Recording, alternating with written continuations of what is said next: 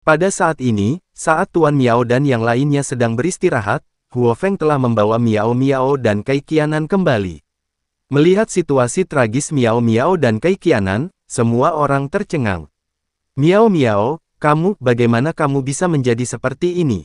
Qianan, putriku, apa yang kamu alami?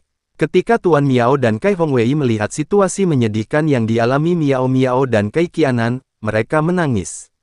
Miao Miao dan Kai Qianan masih memiliki ketakutan di mata mereka, dan mereka jelas menderita penyakit mental. Yupumen, aku akan bertarung denganmu, aku akan bertarung denganmu. Tuan Miao tiba-tiba meraung marah, dan aura di tubuhnya terus meningkat. Tampaknya Tuan Miao berencana meledakkan dirinya dan mati bersama Sekte Yupu. Dan aku, nafas Kai Hongwei juga melotot, membengkak tak terkendali. Jika kedua orang ini menghancurkan dirinya sendiri, kekuatannya pasti tidak akan membuat siapapun di tempat kejadian hidup. Miao Lao, jangan impulsif. Bos Kai, kamu bisa membunuh orang dari Sekte Yupu kapan saja, tapi kamu tidak boleh melakukan hal bodoh. Mereka semua meyakinkan mereka berdua bahwa jika mereka gagal mengendalikan kekuatan mereka sendiri dan meledakkan diri sekarang, semuanya akan berakhir. Miao Lao, Bos Kai, orang-orang dari Sekte Yupu tidak akan hidup lama. Tuannya telah meninggalkan mereka untuk membunuh mereka. Saya yakin akan segera ada hasilnya.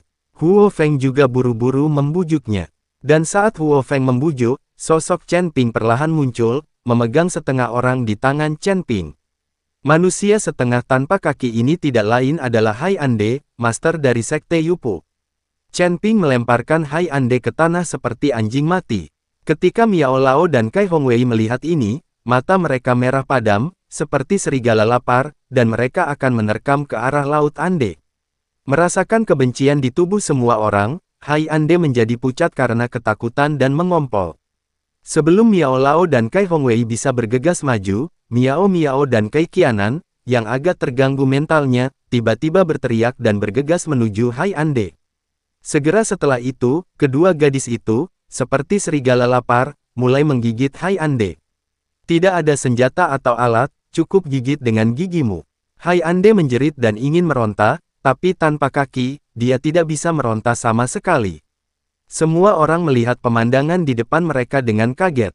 Mereka benar-benar tidak dapat membayangkan apa yang telah dialami Miao Miao dan Kai Qianan hingga membuat kedua gadis itu menjadi seperti ini. Saat Chen Ping melihat pemandangan ini, hatinya penuh dengan kesedihan. Dua gadis baik, hidup mereka hancur. Bai Qian ada di sini. Dia pernah mengalami adegan besar. Saat dia melihat Miao Miao dan Kai Qianan menggigit Hai Ande, dia terkejut. Dalam waktu singkat, Hai Ande digigit hingga tak bisa dikenali lagi oleh kedua gadis itu, tenggorokannya digigit dan dia kehilangan suaranya. Namun kedua gadis itu belum berhenti, mereka masih saling menggigit. Melihat ini, Chen Ping melambaikan tangannya dan menusuk leher kedua gadis itu dengan dua jarum perak, seketika membuat kedua gadis itu tertidur. Kocok. Chen Ping menceritakan apa yang terjadi pada Miao Miao dan Kai Qianan.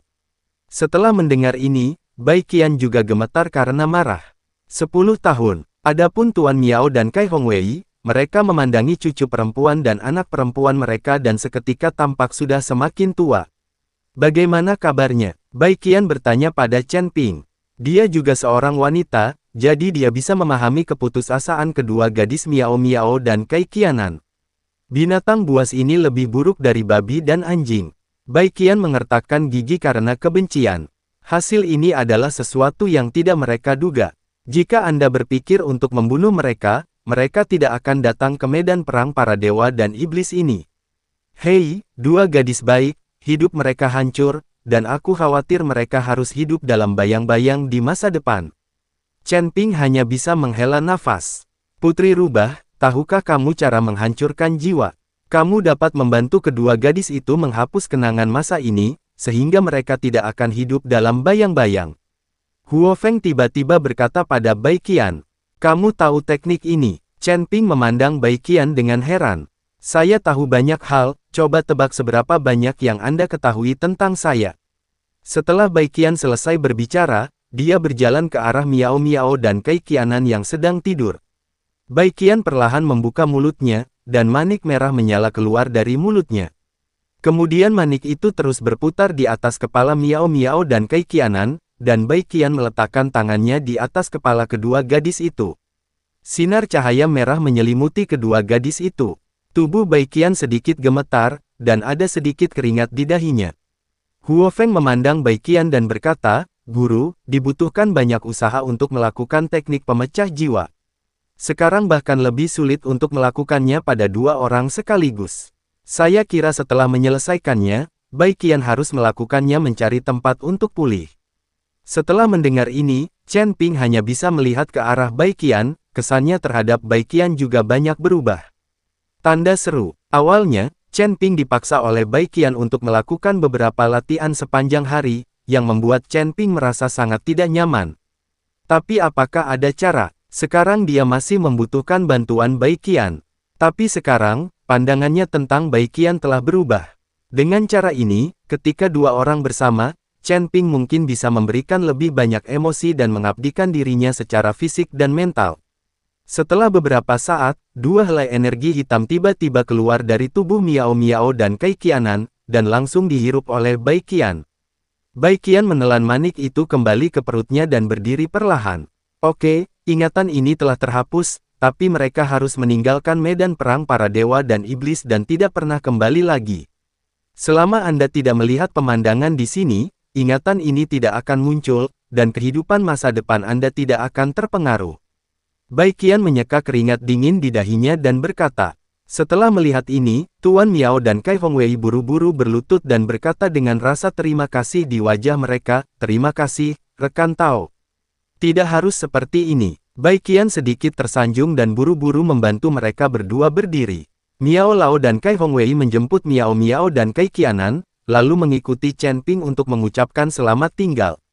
Mereka meninggalkan medan pertempuran para dewa dan iblis. Bagi mereka, harta apapun yang mereka dapatkan tidak sepenting kerabat mereka sendiri.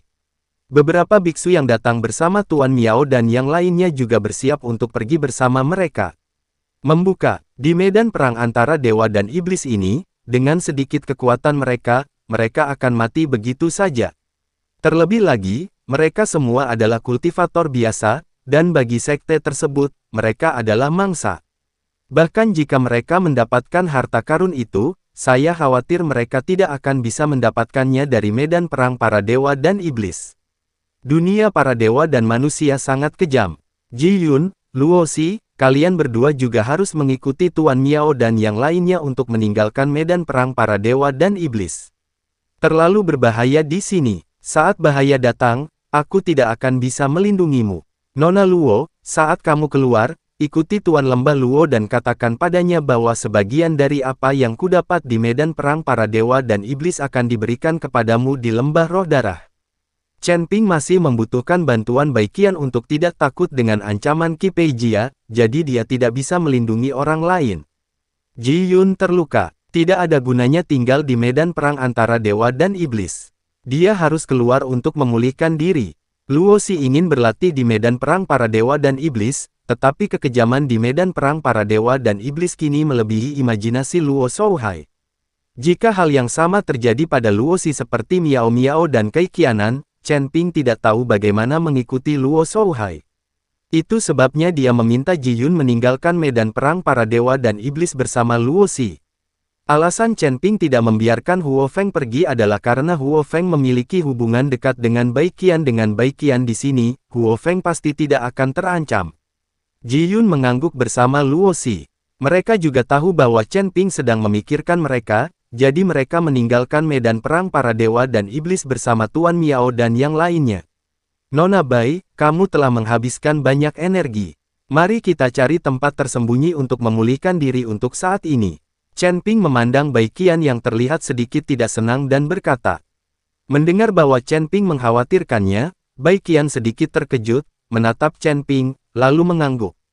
Tetapi ketika Chen Ping dan yang lainnya hendak mencari tempat tersembunyi untuk beristirahat, Raja Kera melompat keluar.